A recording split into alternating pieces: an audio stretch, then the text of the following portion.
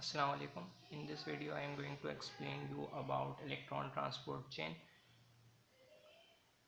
तो इसके अंदर सबसे पहले क्या होता है, जब भी हम कोई फूड इनटेक करते हैं तो वो छोटे छोटे मॉलिक्यूल्स के अंदर ब्रेक डाउन हो जाता है ताकि एटीपी को प्रोड्यूस किया जा सके। अब जब ये सिट्रिक एसिड साइकिल या क्रेब्स साइकिल के अंदर जाता है, सिट्रिक एसिड साइकिल, तो उसके नतीजे में बहुत सारे NADH और FADH2 प्रोड्यूस होते हैं। आपको पता है कि NADH और FADH2 वो बहुत सारे कहते हैं एनर्जी की स्टोरेज फॉर्म है, एनर्जी की स्टोरेज फॉर्म है। अब इस एनर्जी की स्टोरेज फॉर्म को ATP के अंदर कन्वर्ट करने के लिए एक हमारे पास चेन होती है जिसे हम क्या कहते हैं, इलेक्ट्रॉन ट्रांसपोर्ट चेन। ये इलेक्ट्रॉन ट्रांसपोर्ट चेन होती कहाँ पर है, ये कहाँ पर परफॉर्म हो रही होती है, ये माइटोकॉन्ड्रियल मैट्रिक्स के अंदर परफॉर्म हो रही होती है। तो माइटोकॉन्ड्रिया, इसकी आउटर मेम्ब्रेन ये हो गई, इनर मेम्ब्रेन ये हो गई, और इसके बीच में आउटर और इनर मेम्ब्रेन के बीच में क्या हो गई, इंटरमेम्ब्रेनल स्पेस। इंटरमेम्ब्रेनल स्पेस, आउटर मेम्ब्रेन, सही है, ये इनर मेम्ब्रेन, और इसके बीच में इंटरमेम्ब्रेनल स्पेस। अब इनर मेम्ब्रेन के अंदर क्या प्रेजेंट होता है, मैट्रिक्स प्रेजेंट होता है, ये भी आपको मालूम है। अब ये इलेक्ट्रॉन ट्रांसपोर्ट चेन परफॉर्म किस तरह से की जाती है, इसको परफॉर्म करने के लिए 5 कॉम्प्लेक्स होते हैं। सबसे फर्स्ट कॉम्प्लेक्स होता है, सबसे 2 कॉम्प्लेक्स होते हैं, पहला, दूसरा, तीसरा, चौथा। पहले हम सबसे पहले 4 कॉम्प्लेक्स की बात करते हैं। सबसे फर्स्ट जो कॉम्प्लेक्स होते हैं वो कहलाते हैं डिहाइड्रोजिनेस, और सेकंड 2 कॉम्प्लेक्स जो हैं वो कहलाते हैं साइटोक्रोम्स।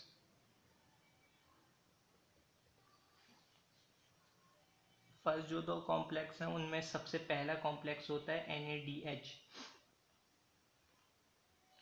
NADH डिहाइड्रोजिनेस, क्योंकि ये दोनों डिहाइड्रोजिनेस कॉम्प्लेक्स हैं, तो फर्स्ट वाला क्या कहलाएगा, NADH। अब दूसरा क्या कहलाएगा, सक्सीनेट, SU। सेकेंड वाला कॉम्प्लेक्स क्या, सक्सीनेट, तो ये भी डिहाइड्रोजिनेस कॉम्प्लेक्स है, तो हम इसे कह लेंगे कि सक्सीनेट डिहाइड्रोजिनेस कॉम्प्लेक्स। अब थर्ड और फोर्थ कॉम्प्लेक्स क्या है, साइटोक्रोम। फर्स्ट वाले को हम कहेंगे साइटोक्रोम BC1, और सेकंड वाले के पास आ जाएगा साइटोक्रोम AA3, सही है। अब इन कॉम्प्लेक्सेस के अंदर कुछ कोएंजाइम्स प्रेजेंट होते हैं। सबसे शुरू के जो तीन कॉम्प्लेक्सेस हैं इनके अंदर क्या सेम होगा, आयरन सल्फर सेंटर सेम होगा, FeS, इन तीनों के अंदर आयरन सल्फर सेंटर होगा। और इसके अलावा एक और कोएंजाइम प्रेजेंट होता है, फर्स्ट कॉम्प्लेक्स के अंदर क्या होगा, FMN, सेकंड वाले के अंदर FAD, थर्ड वाले के अंदर कोई कोएंजाइम नहीं होता। फिर इसके बाद फोर्थ वाले के अंदर कॉपर 1 और कॉपर 2, 2 कोएंजाइम्स प्रेजेंट होते हैं, सही है। इसके अंदर होता क्या है, वो सिट्रिक एसिड साइकिल के अंदर जो NADH प्रोड्यूस होता है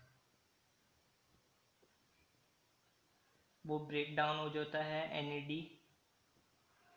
NAD के अंदर, और इसके नतीजे में क्या, इलेक्ट्रॉन्स निकलते हैं, इलेक्ट्रॉन्स रिलीज होते हैं। अब ये इलेक्ट्रॉन्स इन कॉम्प्लेक्सेस के अंदर जाएंगे, सबसे पहले फर्स्ट कॉम्प्लेक्स के अंदर, फिर सेकंड, फिर थर्ड, फिर फोर्थ, और लास्ट वाला फिफ्थ कॉम्प्लेक्स के अंदर जाएंगे।